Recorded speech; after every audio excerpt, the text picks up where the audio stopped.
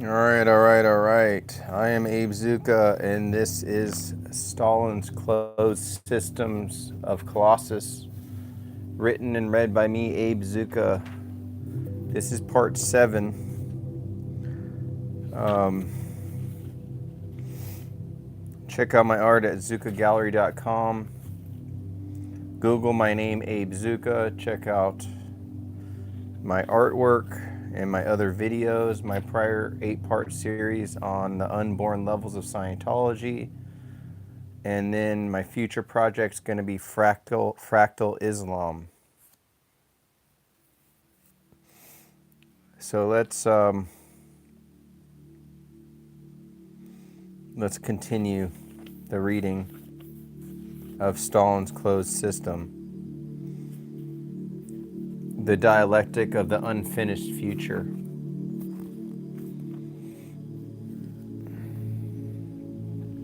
Socialist contradiction, encirclement, and proleptic time.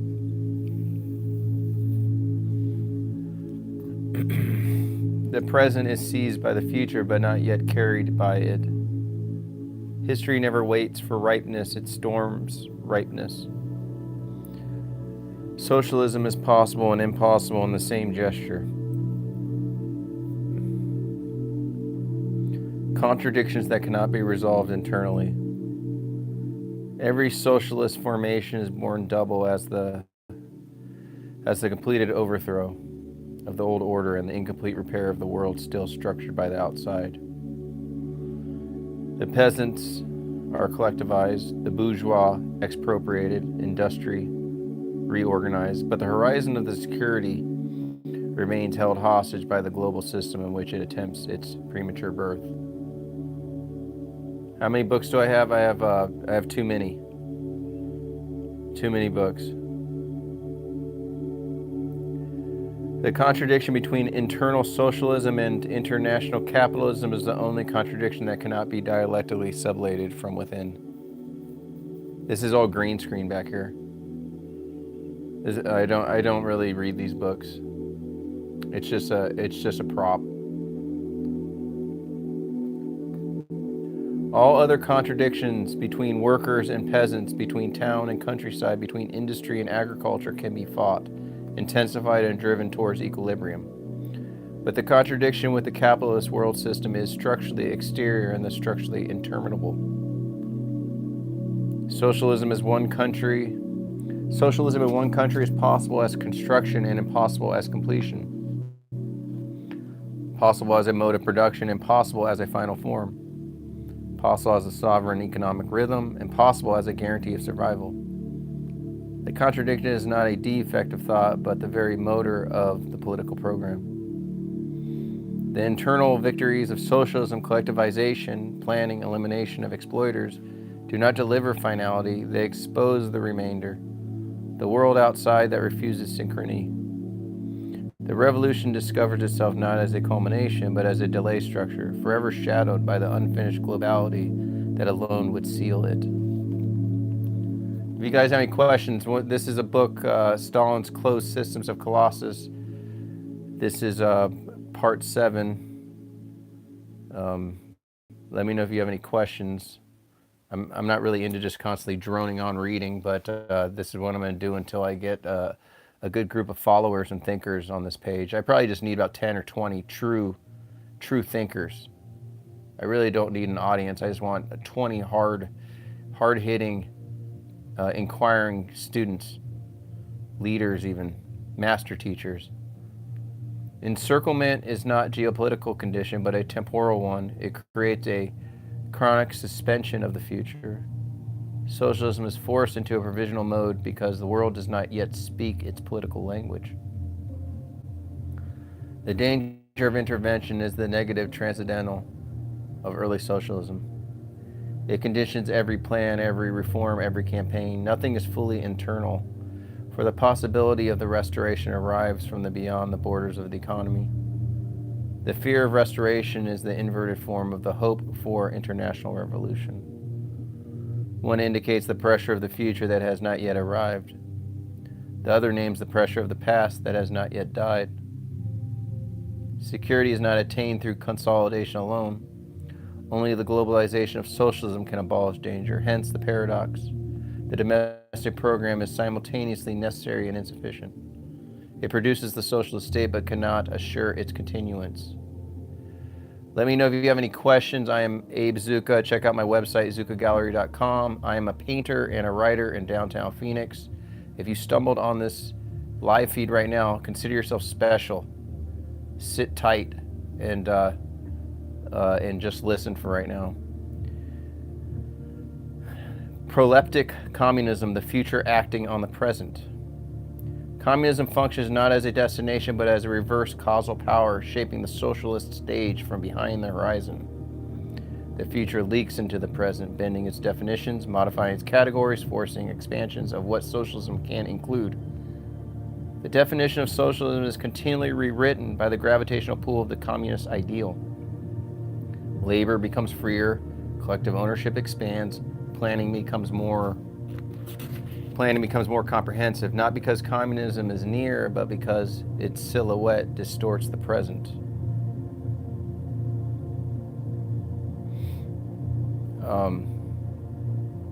Global socialism doesn't end anything besides happiness. What's on the other end of happiness? Sadness? Is this how we're going to talk? I don't believe I said anything about happiness. The closer socialism draws to communism in practice, the more theory must find new differences to reopen the distance. Thus, new distinctions emerge about equality, value, commodities, the law of labor, the forms of property. These distinctions exist to present fusion. No, these distinctions exist to prevent fusion, even while the two forms secretly infiltrate one another. The delay of communism is productive, not obstructive. It creates a terrain where socialism is both intensified and indefinitely prolonged. The delay becomes the condition for inventing intermediate forms that neither Marx nor Lenin had foreseen. This isn't necessarily communism. This is Stalinism. Okay. There's no one actually going deep into Stalinism right now. So bear with me. This is not pro-socialism. This isn't even pro-communism. This is merely an investigation on Stalin's interpretations, Stalin's contradictions, most importantly. Let's continue. Appropriation. When socialism begins to look like communism, the socialist stage appropriates attributes once assigned to communism: collective labor, the elimination of exploiters, the planned economy, the disappearance of unemployment, rising cultural life. The border between socialism and communism blurs through overachievement. Every successive socialism threatens to dissolve the difference between the two stages. The more socialism accomplishes, the more it appears to realize the earlier prophetic descriptions of communism. The system thus requires new criteria of distinction: the persistence of commodity forms, the endurance of the law of value, the incomplete conversion of property, the survival of external capitalist pressure. These become the last bastions by which socialism is prevented from becoming its own teleology. Axioms on equality, difference, and persistence of needs. The socialist stage is not the abolition of difference, but the regulation of it. Wages differ, skills differ, needs differ. The system acknowledges differences precisely to prevent inequalities.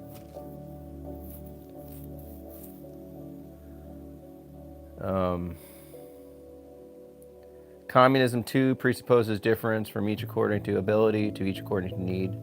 It is not a formula for sameness, it is a formula for structured differentiation. The communist horizon is not equality of situation, but equality of access.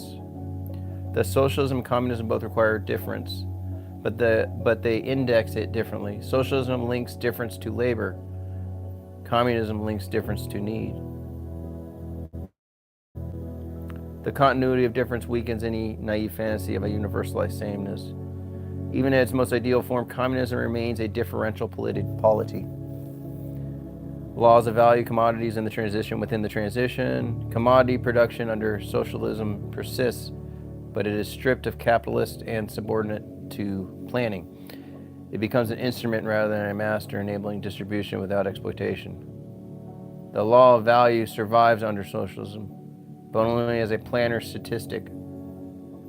It no longer determines production, it mirrors it. The contradiction between collective property and commodity exchange represents the last material barrier between socialism and its further metamorphosis. Planning bodies must tactically manage the tensions so they do not become antagonistic. The first rudiments of communism appear in the transformation of commodity exchange into product exchange. These early beginnings carry the scent of the future, but only as a scattered embryonic forms, glimmers of another order nested within the present. I'm going to read that again. These early beginnings carry the scent of the future, but only as scattered embryonic forms, glimmers of another order nested within the present. Revolutionary preconditions, backwardness as material, not barrier. Backwardness is not an obstacle, it is the material from which the modern is felt most acutely. A revolution does not require numerical majorities but functional pivots. Every political system forms around its capacity to coordinate force, policy, surplus, and legitimacy. In peasant societies, the industrial proletariat can constitute a minority yet remain decisive if it controls the instruments of administration, production, and military discipline. Thus, political leverage replaces demographic weight as the defining revolutionary variable. Economic unpreparedness is not a prohibition but a mandate. Where productive forces are low and capital is embryonic, the Revolutionary Party inherits the obligation to create the material basis for the system it proclaims. Hence, the backwardness becomes the first laboratory of planned acceleration. And ideology begins its long metamorphosis into administrative temporality. The Revolutionary Act is not the conclusion of historical ripeness, but its generator. The passage teaches that Marx never required advanced capitalism as a prior stage. Rather, the proletarian seizure of power initiates a condition that could otherwise have taken decades of economic evolution. Revolution becomes the shortcut through the missing decades, a technology of temporal compression. So far, only one person said global socialism doesn't end anything besides happiness. That's a very interesting opinion, a value judgment, if anything. Backward countries become theaters of the purest political will, where no bourgeois order consolidates itself. The Revolutionary Party enters as an institutional vacuum and must assemble the entire architecture of modernity, fiscal policy, rail networks, educational systems, and the very grammar of citizenship. It is the blank page upon which the theory's true shape becomes visible. A minority class can rule only when it becomes the pedagogue of the majority. The proletarian government survives insofar as it articulates peasant interests, informs the peasant did not yet know they desired land restitution, literacy, administrative transparency, and protection from landlord predation. The ruling minority becomes the majority's interpreter and anticipated future. Dual alliances, peasants and workers as forced symbiosis. The solo must find its chorus or it becomes a swan song. A peasant nation becomes socialist only through political seduction, not economic inevitability. The proletarian state does not overpower the village, it must continually convince it. Redistribution, legal security, and moral authority become crucial as tractors and cooperatives. Persuasion replaces class determinism.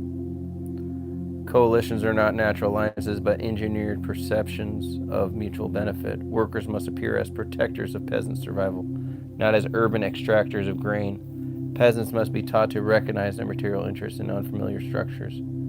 Collectives, cooperatives, land nationalization. Every coalition is a pedagogy disguised as unity. The village's inertia is not reactionary but pre-political.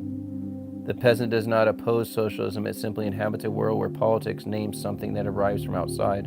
Thus, the revolutionary state must translate its abstractions, class, exploitation, surplus plan, into daily grain weight of survival. A revolution that ignores the countryside forfeits the very ground it aims to reorganize. The repeated failures of European uprisings show that the city cannot constitute the nation on its own. If the village sees the revolution as alien, counter-revolution becomes its common sense. The peasant majority becomes modern only when treated as the subject rather than object of transformation. The measure of socialist construction lies not in land decrees, but in whether rural populations internalize themselves as political actors capable of consenting to large-scale structural change. It's solidarity, it's commitment, it's sacrifice to the greater nation state. A lot of this is really redundant and boring.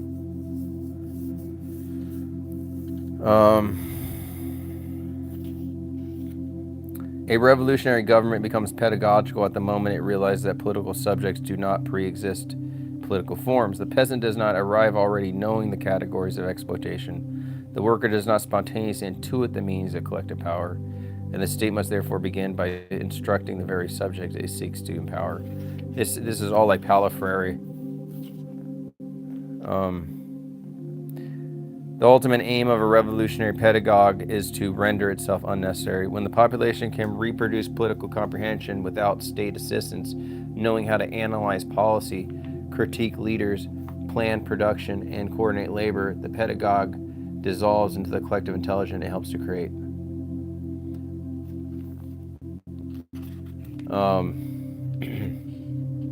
I think we're just going to end there. That's part 7. I'm going to do one more part, and then I'm going to start Fractal Islam.